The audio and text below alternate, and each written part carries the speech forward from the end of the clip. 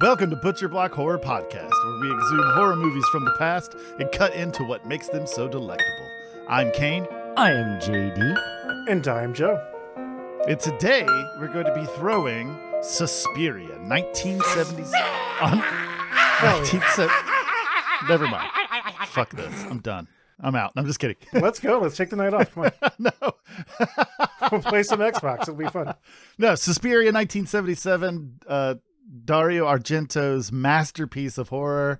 Very good movie. The combination art film / horror giallo witchcraft, like it's amazing. Avant-garde. But we're gonna throw that onto the slab and carve up our favorite portions to force feed to you, our unwitting victims. Woo! If you enjoy the taste of these feasts of fright, then give us a like and subscribe, being sure to click on the bell. Consider going to our website, wegiveyobrainworms.com. This will let you take a look at our Patreon, see all the cool stuff you could get for supporting the podcast, and allow you to get into our Discord community channel. You know, our listeners at this point are very witting. Yeah, they know what they're getting into. Although some people sort newest episode first. They might have just stumbled in. That's true. Yeah. And I'm not mad about that. No, welcome one and all. And our quality of podcast has just improved. So right. Listening to the newest episode first is going to be really the best way. Yep. Regardless, JD, why don't you give us a synopsis overview? Oh, I thought you were going to say, why don't you give us a hand job? I will. Yes, of course.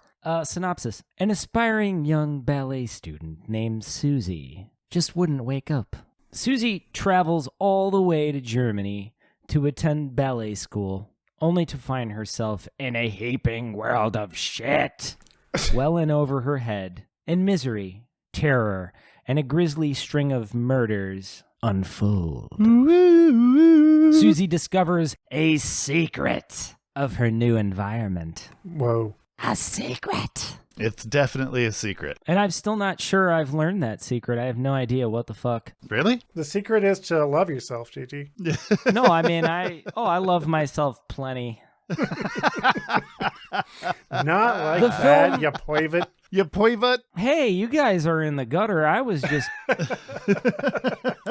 trying to shed positivity Yeah. Shedding positivity. You're shedding, yeah. onto thee. Huh? Suspiria was released January 29th of 1977 with a screen time of 99 It's minutes. a lot of nines. And I don't know a damn thing about the budget. There's a lot of figures going on in there that just didn't make a whole lot of sense to me. I tried to research it a bit in depth, and I'm still confused. Honestly, I don't think that matters nearly as much as Dario Argento. Yes. None of this matters, really. That's not true, Joe. This matters to me, okay? Yeah. It's. I'm gonna go ahead and start talking about Dario Argento since you mentioned him. I love him. 'Cause Yeah, he's great. He is phenomenal. And so, yeah, Suspiria was directed and co-written by none other than the master of thrill, a.k.a. master Michael of Jackson. horror. Shut up, Joe. Oh, Director, producer, screenwriter, Dario Argento. If I could, I would include an applause after he said Dario Argento. That's where I was going. If you guys wanted to do like a slow clap, that would work.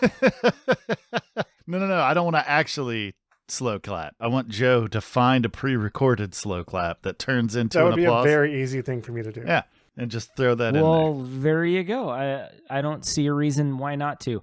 Anyway, Dario was born September 7th, a Virgo, 1940 in Rome, Italy. And he is still with us at the sweet and lovely age of 80 years young. Doing a lot about astrology, JD. Yeah, well, it's I'm into weird shit to help explain science before it was understood. Right on. Argento is well-loved and known in particular in the subgenre known as giallo, which is the Italian word basically describing mystery fiction, like thriller films that fright sort of thing. There's always room for giallo. Dario's father was a Sicilian film producer and executive named Salvatore Argento, and his mother was Elda Luxardo, and she was a well-known Brazilian photographer. His daughter, everyone knows as Asia Argento. Have you guys seen any Asia Argento films? Yes. Yeah, I've seen stuff she's in. Argento's films as a director include the Animal trilogy, consisting of The Bird with the Crystal Plumage in 1970, The Cat of Nine Tails in 1971, and Four Flies on Grey Velvet, also in 1971. I own a copy of that. I like that movie a lot. He's such a fucking artist, man. He really is. We should watch all of his movies. Ugh. I can dig it. I can really dig it, man. Then he followed that up with another trilogy called the Three Mothers trilogy, consisting of Suspiria in 1977. Yeah, exactly. Inferno in 1980, and then took a leave of absence and reappeared in 2007 with Mother of Tears. I would call that a trilogy. Yeah. And, you know, he directed several masterful standalone films such as Deep Red in 1975, Tenebrae in 1982, and Phenomena in 1985. Also, Hell yeah. Opera, 1987. And as far as his writing credits go, he co-wrote Sergio Leone's film Once Upon a Time in the West that came out in 1968, and served as a consultant to his friend George A. Romero over the script for Dawn of the Dead in 1978. Oh, that's cool. Yeah. It's so awesome. Dario Argento is amazing. He really is. And He so is. is George A. Romero. They're They are. wonderful, wonderful human beings. Argento is also very well known for collaborating over many films of his in regard to the soundtrack with the band Goblin. I got them covered, homie. I know you do, but I'm just going to straight up spit in my hand and jerk them off for a second. So what you're saying is that I fucking don't have to killed do this the movie. score. No, you do. I'm just...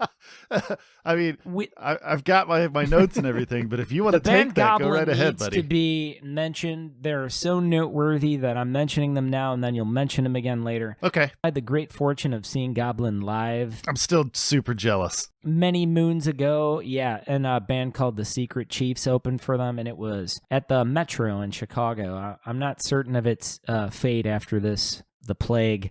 I mean, the guy that owns that place is a shitbag, but the people that work under him don't deserve it. Yeah. I mean, I don't know how the inner workings go, but that venue was cool, and so was seeing Goblin live. So, yeah, as far as the producer of Suspiria goes, it was Dario's brother, Claudio Argento. And, yeah, he produced Suspiria. He was born September 15th, 1943 in Rome. Oh, I'm not sure if I mentioned when Dario was born. Yeah, I think I did, right? September, yeah. All right, edit that out. Sorry. Well, I mean, just say it again for good measure. I will. Claudio was born September 15th. No, Dario. I know for sure I said it because I remember I said Virgo. I'm just fucking with you, man. I'm sorry. Yeah. All right. It's going to be a weird episode, Joe. I'm just listening to this episode in my head, just watching my editing workload pile up. It really wouldn't be that bad because I'm going to give you easy cue-ins. All right, Wait, right that here. I'm doesn't make it easier. I'm so sorry, JD. I did this to you. Okay. So anyway, yeah, Claudio was born September 15th, 1943 in Rome, Italy. He's also alive and well. It must be that Mediterranean diet that keep people alive. Well, that and they have relatively easy access to medical care. Yeah. Yeah, that's another good point. So yeah, Claudio was known for some work as a producer and screenwriter, mostly. And almost all of his work was horror films directed by his brother. One exception, the cult film by Alejandro Jodorowsky called Santa Sangre in 1998. Also a very fine filmmaker. And yeah, very awesome filmmaker, and that is a very avant-garde horror film. That's all I have to say about that. And yeah, Claudio also co-wrote the screenplay for Santa Sangre, or Santa Sangre. I'm not sure if I'm saying that correctly. Yeah, he was also an associate producer on Dawn of the Dead of 78. Oh, that's Which cool. is awesome. Yeah. So, yeah, that's director and producer of Suspiria. Awesome. Joe, Word. why don't you give us some info about the writer? For sure. Do it! This movie was written by, as discussed, Dario Argento and his longtime partner, Daria Nicolodi. Before I get into her background, this movie was inspired by a couple of interesting things. English essayist Thomas de Quincey wrote a short story that Suspiria and all of the Mother trilogy films were kind of inspired by. Again, famous English essayist, best known for writing Confessions of an Opium Eater. Excellent. And a story that Daria Nicolodi's grandmother would tell also heavily inspired the writing of this film. Which is awesome. Yeah, which is cool. Have either of you ever eaten opium? No. Not specifically, no. Yeah. I did spend some time on painkillers, so like kind of. Indirect opium. And yeah, exactly. But yeah, Daria Nicolodi is an actress and writer born June 19th, 1950 in Florence, Italy. She unfortunately passed on November 26th of 2020. So fucking 2020, man, just ruining everything. Yep. Yeah. She studied at the National Academy of Dramatic Arts in Rome and started out as a stage actor before she got involved with filmmaking. And again, longtime partner of Dario Argento. Her other writing credits, and I believe these are all Dario Argento collaborations, correct me if I'm wrong. Her other horror writing credits are The Black Cat, Paganini Horror, Inferno, and Suspiria, and she also got a credit for the 2018 Suspiria remake. That's awesome. Cool. Yeah. Yeah. That's super awesome. Want to know about some cinematography? I do. Oh, yeah. All right, let's just do that. Which was fucking excellent in this film. Yeah, this was a very well shot movie. The camera work and the way that it told the story was amazing. The cinematographer on this film was Luciano Tovoli, born October 30th, 1936 in Massa Marittima, Grosseto, Italy. Hopefully I didn't butcher any of those words. With a career spanning 50 fucking years, this guy. One of Italy's premier cinematographers. Apparently one of the only cinematographers to be mentioned by name in an Oscar acceptance speech. Oh, wow. Yeah, right? In this case, Jeremy Irons shouted him out for his work on Reversal of Fortunes, which I haven't seen and know nothing about. But the fact that he got a shout out from an actor at an Oscar speech is pretty cool. Yeah. That says a lot. Yeah, makes right? sense. You know, Yeah. makes sense. Yeah. Having just watched Suspiria again. I mean, it's been a while since I watched it, but Some of those scenes were so, just beautiful. I mean, Yeah. I love how they were in, direct focus, and then they went into soft focus and then zoomed into the soft focus and then refocused. Just kind of weird nuances like that were Right. amazing to watch. Like slow zoom ins on reflections, like shit like that. Yeah, it was really good. He does not have a ton of horror credits despite his long fucking career. Just Suspiria, Tenebrae, Dracula 3D, hilariously. Oh, wow. Not a great horror movie. No. The 1975 film Leonore? I don't know. I don't speak Italian. Could be either one. And a comedy horror from 1985 called Fraccia versus Dracula. interesting. Oh, shit. Yeah. I want to see that fight. Get them in the octagon. I want to know what Fraccia is, so we might have to watch that at some point. Sure. Yeah, I'll look into it. Dana White could sell that fight. I know it. What weight class do you think they're in? Dracula and Faraci? I don't know, but I don't listen to house music, so I have no idea who Dana White is. Oh, he's like the UFC guy. That's all. Oh, okay. I just imagine Watch Dracula's UFC. in a yeah, not really, but it's an exciting thought, just to see Dracula's fight. I mean, I feel like Dracula would have a huge advantage on, like maybe the Wolfman could put up a fight, but Well, it depends on what the Faracia is. We don't know what the Faracia is. I think Fraccia is just a guy. Yeah, so then Fraccia is probably fucked then. Yeah. Oh, he's totally fucked if he's fighting Dracula, if he's just a mere mortal. All right, well. Maybe it's like, you said it was like a horror comedy? Yeah, So then it might be very similar to like Abbott and Costello meet Frankenstein. sure. Abbott and Costello meet Faracia. Interesting.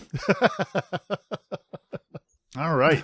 Yeah, Is that all I have all to say you've got about- to say yeah. about that? That's all I right, have well, to then say We'll go about ahead and that. we'll move on to the actors. Unless you want a summary of Faracia versus Dracula, because I do have one. You know, you might as well. Yeah. Yeah, I'm kind of feeling like I feel like we need to know. Yeah, I quickly Googled it while we were kind of pausing there. Faraccia is desperate. He has a house to sell within 3 days.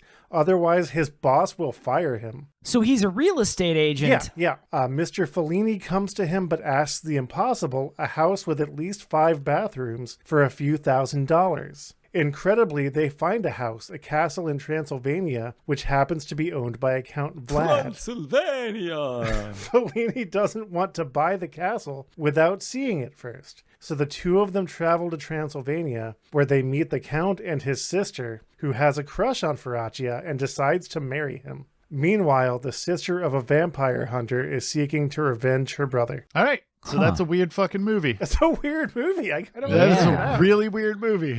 What a tailspin. We might have to try to find that. Yeah. All right. Well, now that we've had that curiosity sated. Yeah. I'm cheering for Faraccia, by For the better way. or worse. Exactly. Yeah, for better or for worse.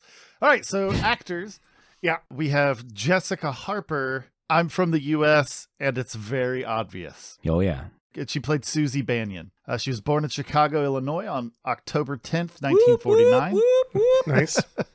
She's an actress and a producer. She is best known for her portrayal as Susie from Suspiria.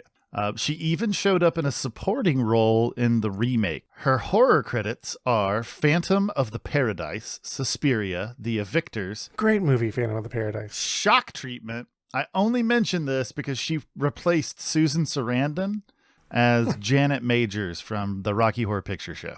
Shock Treatment is not a horror movie. No. It's also not very good, as I recall. Yeah, no.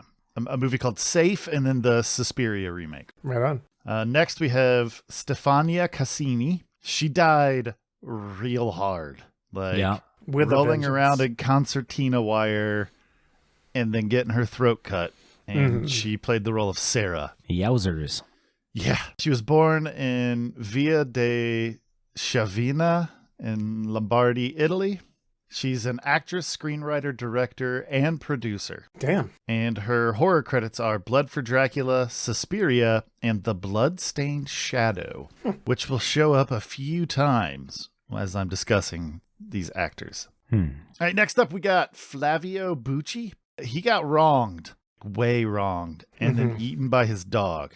And he played the blind piano player, Daniel. Yeah, he really did get wrong. Yeah, You're right dude. about that. Yeah, he got a bad. The German ballet school director, she sort of like falsely accused, well, actually his dog might have done some eating. Well, he did. His dog eats him. Well, before that, why does he get kicked off of campus? Because because she the dog came in the bit building. the creepy little kid. Yeah, the little boy that Oh, that's right. had the shorts and bowl cut that I want you to wear. Which I will. Happy Halloween. Regardless, he played Daniel. Flavio was born in Turin, Italy on May 25th, 1947, and he sadly died on February 18th, 2020. Damn, dude. Everybody got fucking Yeah. Yeah, 2020 Hauled was out. a bad year for the cast of this movie. got rough. He began appearing in film and television in 1971. He is known for his role as the blind pianist in Suspiria. His horror credits are Last Stop on the Night Train, Suspiria, and a horror comedy called The Incinerator. Oh, sweet. Next up, we got Miguel Bose. He played Mark.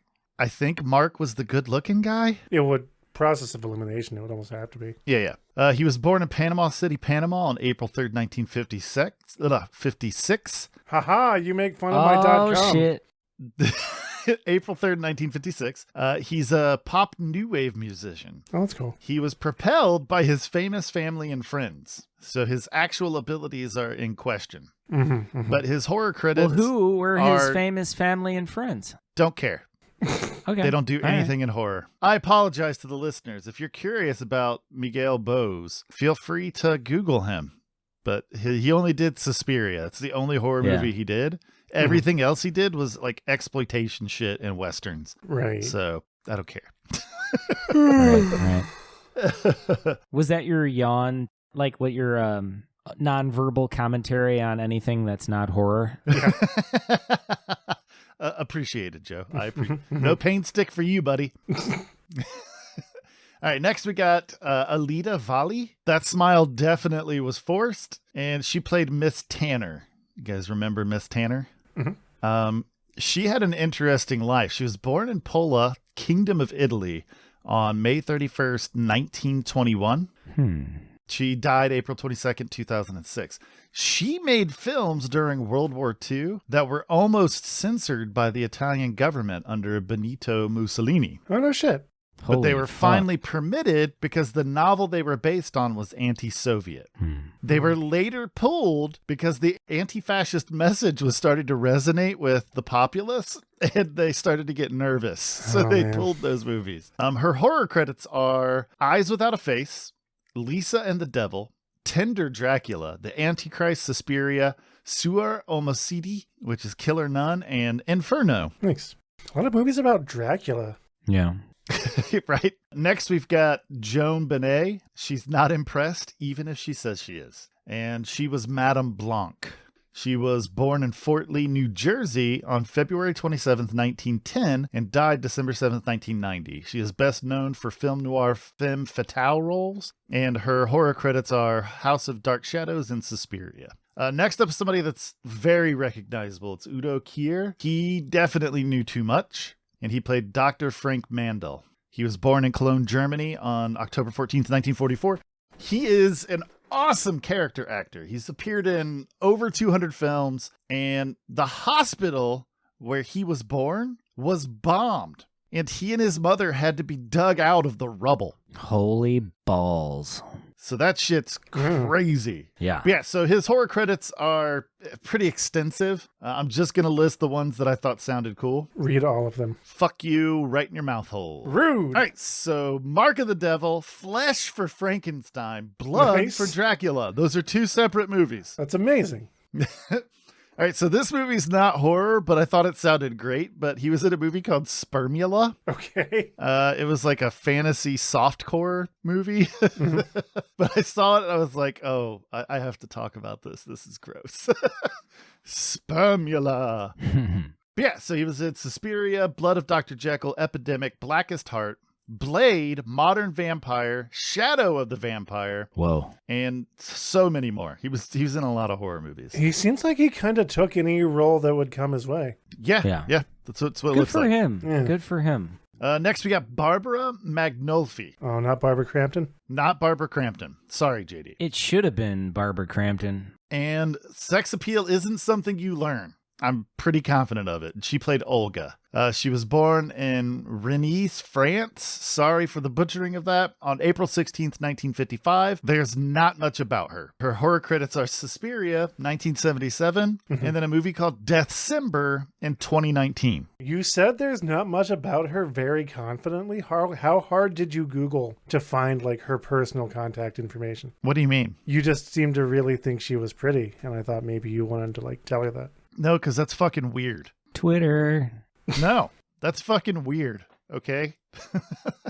You can acknowledge that someone has just like an animated appeal, you know. You can acknowledge that without being a fucking creep, Joe. You just seemed very smitten by that actress, so I thought maybe you tried to like... I thought she was amazing. But regardless, fuck off.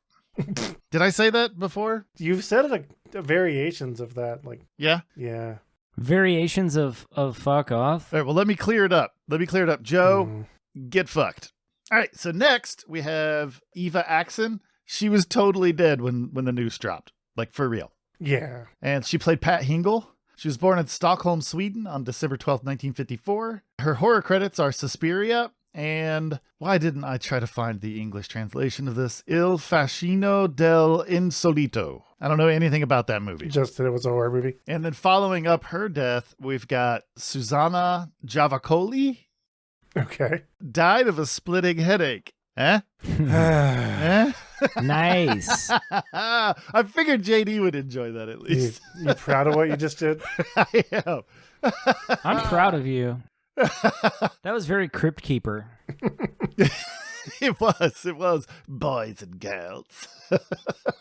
She died of a splitting headache. Exactly.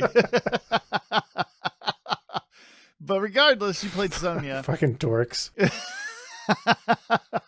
She was born in Rome on August 7th, 1954, and died on June 17th, 2005. I do love the cutaway to her with a giant shard of glass through half of her skull and a giant post through her heart. Yeah, the movie was just out to get her. I mean, Yeah. they doubled down on her checking out. That was there was no way she was going to survive. It's true. Yeah. Yeah, her only horror credit was Suspiria, so whatever. She died so hard that she couldn't even be in another horror film after that.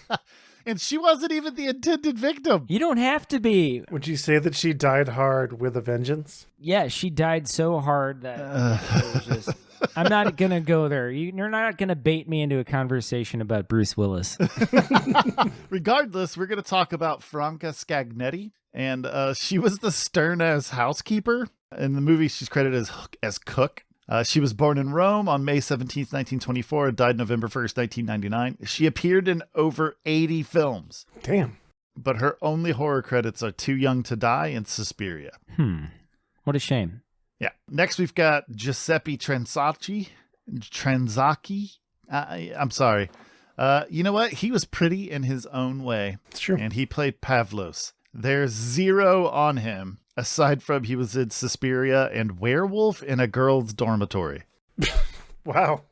He was the one with the false teeths, right? He was the one that Miss Tanner called ugly the second that he comes walking down the stairs. But she commented on his teeths. Maybe? I'm just thinking about Werewolf in a Girl's Dormitory. That movie's just exactly what it says on the can. Is it just a werewolf in a girl's dormitory? I mean, I haven't seen it, but I can only assume. Werewolf in a girl's dormitory. Like, you don't need to watch the movie. The title tells you all you need to know. All right. Moving on. We've got That's how that goes. Jacopo Mariani, and he was a creepy little shit named Albert. Was that our young sport in the odd outfit? Yes. Okay. He was born in Rome on September 19th, 1965, and was in Suspiria and Deep Red. That's it. He was dressed like he was like living in the 1800s. Why did they do that to him? What the fuck was up with that? Wardrobe. I have no idea. Yeah. You should write Dario Argento and ask him about that. Well, I don't want to trouble him at age 80. He's got enough, Is he on Twitter? Can we tweet at him? Like, why was he dressed like a little German boy from the 1800s? I think it was another one of those like avant-garde curveballs that he so loves to throw. Sure. It's possible. It's possible. I mean, if you think about it, Olga did not dress like she was in the 70s. She dressed like a 1930s actress. So Right. And she held like a weird, I don't know what that was. It was like a gleaming crystal or a shard of glass. It was something. No, that's a different person. That's Franca that wasn't Scagnetti. Olga. Oh. Olga was the lady that was like, people with the S names are snakes. You remember? Oh, that's right. That's Sex right. appeal. Yeah. Yeah. Yeah. Moving on from the creepy little shit, we go to also a creep, Renato Scarpa, and he played Professor Vendergast. I mean, it was really weird that the Professor Vendergast did doctor stuff.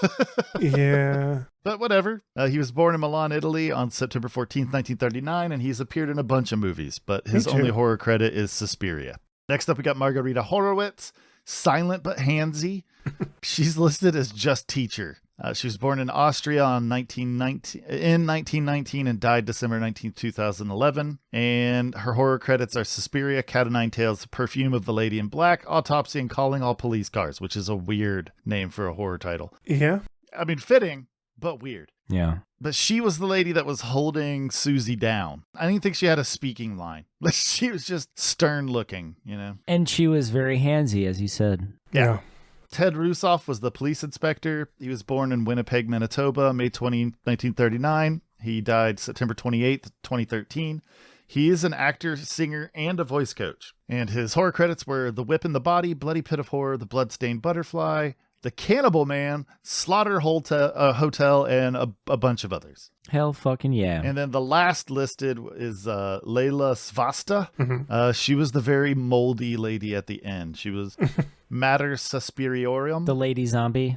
Helena Marcos. Mm-hmm. And there's nothing on her. She's not even credited in the film. Well, she did a bang-up job. Yep. And that's it. Do you want me to move on to the score? If you want. All right. Goblin. They were formed in 1972. Membership was always a revolving door. So almost none of the same members that were in it in the beginning are in it now. Right. They initially recorded as Cherry 5. And then they did some gigs as Oliver. And they actually didn't change their name to Goblin until they started writing film scores. She's my Cherry 5. Are you done? I mean, do you want to finish that song? No, I was done. You can keep That was going. good? Okay, You cool. don't want to break into the verse at all? Just the No, chorus? Okay. Okay. Well, I mean, next time you want to make that kind of a joke, maybe have a little bit more attached to it so that it's actually funny. Kane, there's always the hurt stick. I feel like just doing the one line and then I think that's what makes it funny, Kane. No, not this time, buddy. Not this time. Get the hurt stick. Yep, it's time for the pain stick. Oh, the pain stick. That's right. It would have been so much The funnier hurt if stick I is a said pain completely stick. different object, and I don't use that on Joe. Oh, man. The pain stick is in your hurt locker. Whatever. Their horror credits include Deep Red, Suspiria, The Bloodstained Shadow, Zombie, Vampire, Patrick, Beyond the Darkness, Contamination, Phenomena, The Church, and Sleepless. And that's all I have to say about that. They were the best thing about this movie. Yep. I Yeah. loved the score so much.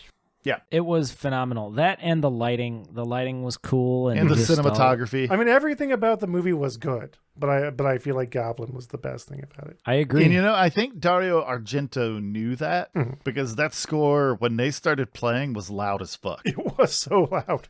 It was like oppressively loud compared to the rest of the audio in the film. And in conjunction with the cinematography and just the beautiful lighting and those translucent walls that, were glowing with different lights. And I don't know. Really out of all the horror films I've seen, I think this one was the most colorful, just vivid, like a dream. Yeah. It's an absolutely beautiful movie. Speaking of beauty, JD, why don't you tell us about the special effects? Oh, he thinks you're beautiful, JD. I do think you're beautiful. I'm That's blushing. true. But I want to know about the beautiful special effects. Still blushing. Yes, the special effects. Germano Natali and Fabio Traversari. But I'll begin with Natali. And we mentioned him, actually, with our episode about Lucio Fulci's The Beyond of 1981. Oh, yeah. Because, Natali was the main special effects artist for that film and many, many others. Natali has 50 total special effects credit, including a good handful of Dario Argento's work.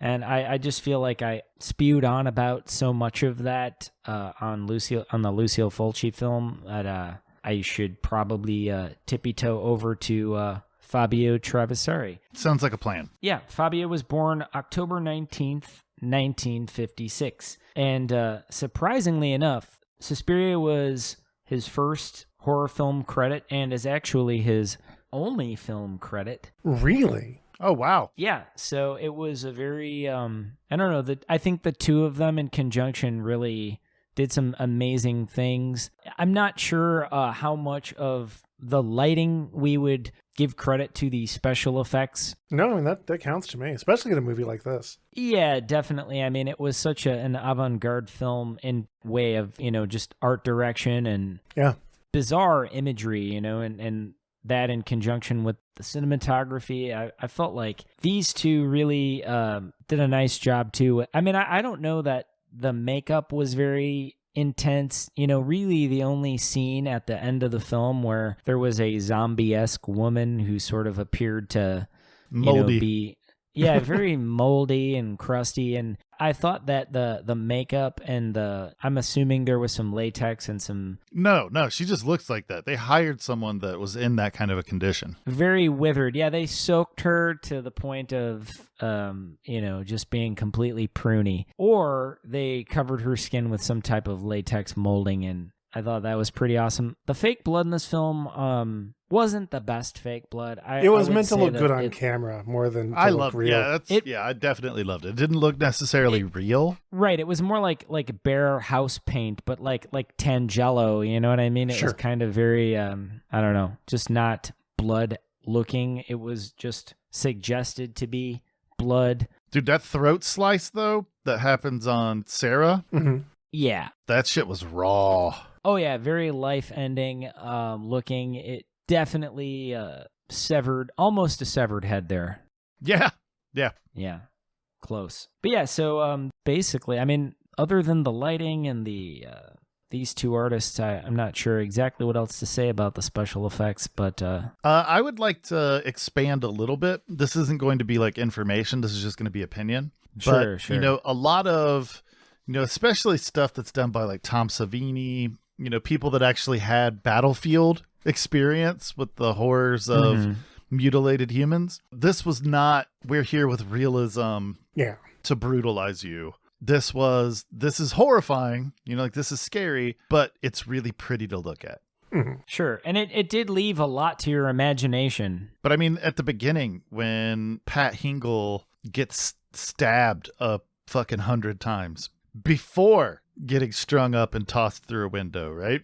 Right. Yeah. Like the murderer cut open her chest and stabbed the heart, and it would have been way bloodier in the real world. Sure. But the way that it was done really caught my eye. It like kept my attention like from the get-go. And that's all I have to say about that. I'm not trying to disagree with you. It was just my take on it. Yes, it's obviously fake. Sure. I agree with you that the emphasis was just on being artful. Yes. You know, artful horror, not necessarily like gore. Right. Even though there were some gory moments, it was definitely more on the artful side of gore. Probably the most beautiful gore I've ever seen in a film. Right. Yes. That's what I was trying to say. But every time I have a conversation, I sound at least the tiniest bit confrontational, which it's not my intention. It's just True. That's just how I talk. No, I think you were spot on, though, because it's pretty much what it was. Pretty gore. Awesome. All right. We got anything else on special effects, or are we good? Yeah, that pretty much settles it. I don't really have much information on that dog, but there was a moment of prosthetic dog head. Huh. It looked very familiar. Right. Yeah. Like maybe we saw it, 3 years I don't think later. it was the same I know. dog from the It was Beyond. not Dickie. but- It was not Dickie. It was not Dickie from the Beyond, but I think they, maybe Dickie was a Inspiration. inspiration or Sure. the grandfather of, this dog I was do the like the grandfather fact of Dickie. They show that scene from a distance, Mhm. and well, I mean, at first they show the dog eating meat, right? But then they show these long distance shots where some cops are rolling up on the scene, right? And you could just tell that pupper was super excited about everything that was happening at that moment. Because they just gave it a huge pile of meat to chomp on. He was so Right. happy. It kind of looked like it was like oozing sriracha or something like that. It was like very gooey. It was gooey looking. It was. Yeah. But we'll go ahead and we'll move from that poor dead doggo. What? No, it just, I feel like it's important to acknowledge that this movie was filmed probably between 1976 In and front of a live 1970. studio audience? No. And, the dog is not with us anymore. Sure. Yeah. It's an ex-dog. Yeah, you make that abundantly clear in every episode of the podcast. Right? Anytime there's an animal that you can reflect on being dead, you make sure to do it. I think once you stop sounding like it hurts you inside, JD, Kane will probably stop doing it. Right. Hey, Joe, why don't you tell us about your personal experience with the movie? I was asleep through a lot of it, and then I was checking Facebook and kind of fucking around with my email. Wait, was this the first time you've seen the original? This is I told you that when we watched it, Oh, yeah. Okay, yeah. which is actually what I was going to get to after I did a sarcastic joke. Yeah, great. I'm glad that happened. Well, it would have been funny if you hadn't cut me off, dick nuts. Yeah, it would have. I'm out. Dick nuts. Dick nuts. No, Nope. I hadn't seen this movie because, again, as I think I talked about this on the last episode, until I started doing this podcast, I didn't get deeply into the 70s era of horror. But I watched the remake with Kane. And it's like, well, you haven't seen the original? If I had known that, I would have made you watch that first. I'm like, no, I haven't seen it. And that's kind of how we wound up doing it for the podcast. And I actually think it's very interesting because clear thought was put into making the original and the remake kind of companion pieces to each other. Right. And I think that's really cool that when they made the remake, they kind of thought about it in that light of like watching both versions of the movie kind of enhances the experience of either of them. Yeah, the 2018 version should not be slept on. Yeah. Like, I hate remakes. I hate it when they do remakes. I haven't seen the remake yet, and I was hesitant at first, but now, based on the message you're... Yeah, it's not just a Kane loves horror situation. Like, Joe will back me up. Yeah, the remake is Suspiria 2018 is very good. Right. And again, the remake references the original and then very deliberately is different from the original. Yes. Which is excellent. Yeah. That's excellent to do. Yeah. In what seem to be very deliberate ways. Yep. And I think that's amazing. I was surprised because I figured remake, they're going to tell the same story. Right. It's really good. Yeah. But how was your experience with this movie? I really like Suspiria. And that was kind of the point that I was leading into is that seeing it in the context of the remake instead of seeing the remake in the context of the original was a really interesting experience watching where it was similar and where it was different. Because this was my first time watching it and I saw the remake first. And yeah, I mean, that's really kind of it. That's awesome. You have a very different perspective. Exactly, yeah. And if I had to answer in the comments, throw anything out to the listeners, have you seen the original? Have you seen the remake? In what order did you see them? And how do you feel like that affected your experience? Because for me, it was very impactful how those movies are a conversation. They really are. Yeah. That's it. That's all I got. I like that. I'm glad that your first experience with this movie was with us. Mm-hmm. JD, why don't you tell us about your personal experience with this movie? Absolutely. This is not my first rodeo with Suspiria. I own a copy of this as part of my horror film collection. It was one of my early pieces in my collection, and definitely proud to have it in there. For me, this film has always been an art film with some just very interesting visuals, almost, nightmarish. So it teeters, between waking hours and nightmare. There's no in between. It's just it's one or the other, and it sort of weaves in and out. Sure. It's just a very surreal piece. I don't know what else to say about it. Agreed. The gore is beautiful. The cinematography is beautiful. The lighting. I've kind of gushed about that along the way throughout this episode, but I really emphasize, their referral to go on and watch Suspiria in 1977. And I have yet to consume the remake. We'll have to watch it. Yeah, I'm down to watch it again. It was that good. Absolutely on my list. I'll watch it right now. Films to watch. And so, I'm interested to kind of see what direction they took it. I'm generally very anti-remake. Doesn't even matter. It's just, I tend to dismiss remakes, and a lot of them I haven't seen. I'm sure I've missed some great films because of that, but I've seen enough remakes to be very frustrated also. Oh, no, dude, I'm with you on that. But, so it's pleasing to hear that, there's something else out there that is enjoyable that, I can... It's so good.